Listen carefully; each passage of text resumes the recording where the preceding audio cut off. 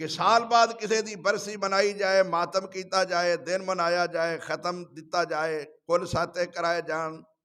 बहरहाल ये तमाम अंदाज लोगों के अपने ने, और जिस तरह लोग समझते हैं कि साडा हक है अपने ख्यालों नज़रियात नूं लोगों तक पहुँचाने का, इस तरह असी भी हक रखते हैं कि असी अपने उत्ते लगे हुए इल्जामां, बोहताना, एतराज़ां का जवाब दे के असल सूरत हाल तो लोगों नूं आगाह करिए।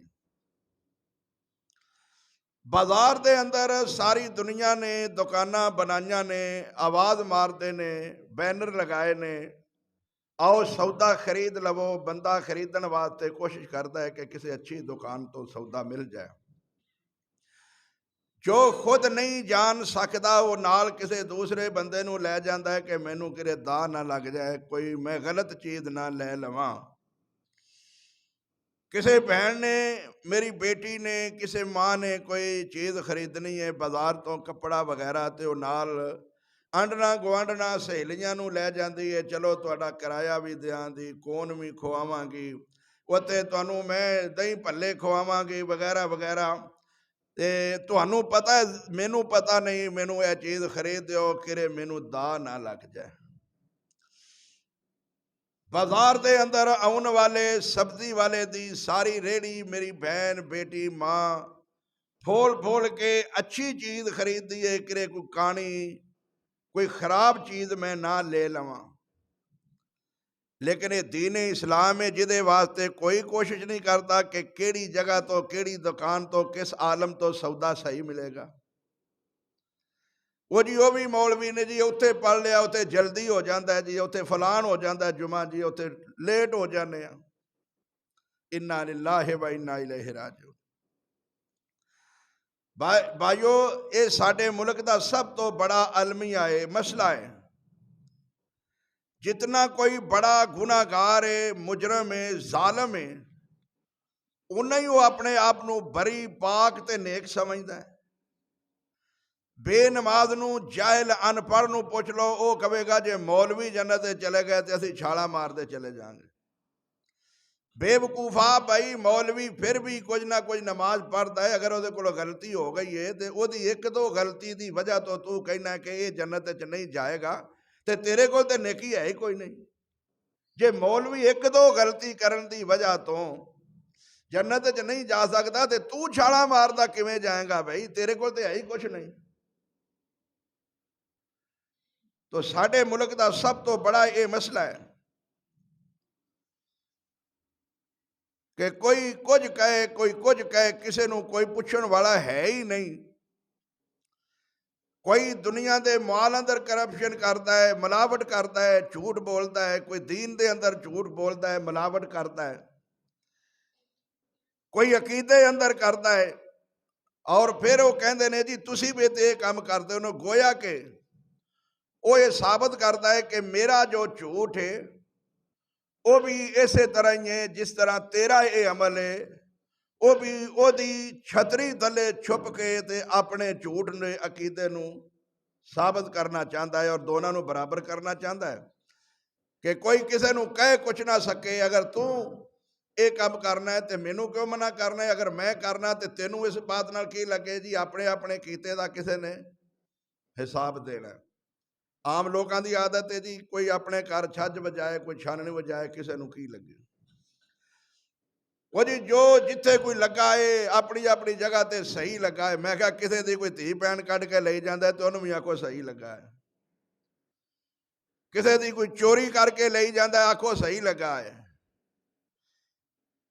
इतनी बड़ी गलत बात भाइयों, जिवें चौकीदार नूं तनख्वाह दे के कहते हो सानू चोर दसना है, अगर वो दसे उसका शुक्रिया अदा करते हो। मैं तो तुहाडे कोलों तनख्वाह भी नहीं लैंदा, मैं अगर तुहानूं दसां तुहाडे ईमान नूं डाकू चोर लगे ने तो मेरे खिलाफ हो जाते हो, मेरे खिलाफ मुकदमा करते हो, थाने जाते हो कि ये साडे खिलाफ बोलता है। मैं तुहाडे खिलाफ नहीं बोलता, तुहाडी हमायत विच, तुहाडे हक विच बोलना कि अपना ईमान बचा लो, अकीदा बचा लो। ਤੁਹਾਡੇ ਅਕੀਦੇ ਨੂੰ ਘੁਣ ਲੱਗਾ ਏ, ਜਿਵੇਂ ਲੱਕੜ ਨੂੰ ਘੁਣ ਸਿਉਂਕ ਲੱਗ ਜਾਂਦੀ ਏ ਤੇ ਪਤਾ ਨਹੀਂ ਲੱਗਦਾ, ਜਦੋਂ ਖਾਧਾ ਜਾਂਦਾ ਪਤਾ ਉਦੋਂ ਹੀ ਲੱਗਦਾ ਹੈ, ਲੇਕਿਨ ਉਦੋਂ ਫਾਇਦਾ ਕੋਈ ਨਹੀਂ। ਫਿਰ ਉਹ ਚੁਗਾਟ, ਉਹ ਦਰਵਾਜ਼ਾ ਬਦਲਣਾ ਪੈਂਦਾ, ਕੰਮ ਨਹੀਂ ਦਿੰਦਾ। ਕਿਆਮਤ ਨੂੰ ਫਿਰ ਵਕਤ ਹੱਥ ਨਹੀਂ ਆਉਣਾ। ਕੁਰਾਨ ਕਹਿੰਦਾ ਫਿਰ ਯੌਮ ਯਅੱਜ਼ੁ ਜ਼ਾਲਿਮ ਅਲਾ ਯਦੈਹ ਯਕੂਲ ਯਾ ਲੈਤਨੀ ਇਤਖਜ਼ਤੁ ਮਅ ਰਸੂਲ सबीला या वैलता लैतनी लम अत्तखिज़ फुलानन खलीला लक़द अज़ल्लनी अनि ज़िक्रि बअद इज़ जाअनी व कान अश-शैतानु लिल इंसानि ख़ज़ूला।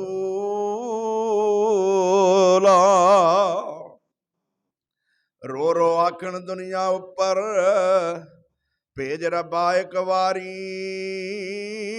मन कुरान हदीस नबी नू करिए ताबेदारे।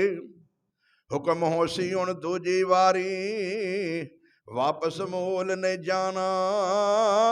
दो दुनिया ते जो दुनिया ते जो दुनिया ते अमल कमाया, अज उसने ही कम आना।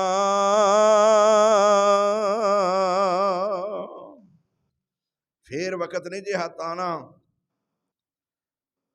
कहण नूं ईसाई भी अपने आप नूं मवाहिद कहलवाते ने, असी तौहीद परस्त हां,